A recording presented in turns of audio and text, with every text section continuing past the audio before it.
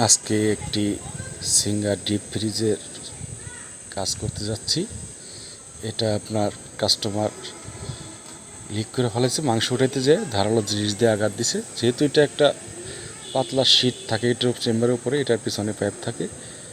আপনারা কখনো চাপ দিয়ে বা ধারালো কোনো জিনিস দিয়ে চাপ দিয়ে মাংস উঠাবেন না বা মাছ উঠাবেন না। যদি উঠান তাহলে চেম্বারে আঘাত লাগবে, আর আঘাত লাগলেই আপনার পাইপ লিক হয়ে যাবে, আর লিক হইলে গ্যাস বের হয়ে যাবে।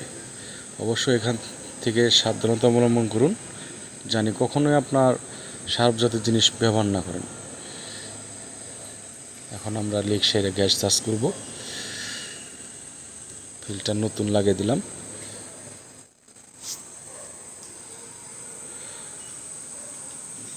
আর এখানে ফয়েল টেপ মেরে দিতেছি, জানি পরবর্তীতে এখানে কোনো কিছু দেখা না যায় বা ওখানে কোনো কিছু সমস্যা সৃষ্টি না হয়।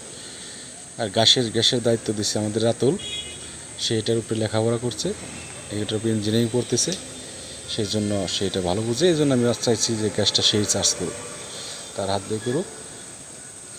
সে গ্যাস ভরতেছে, এখন লিক চেক দিতেছে যে আমাদের ঝালায় কোনো লিক টিক আছে কিনা বা অন্য কোনো লিক আছে কিনা।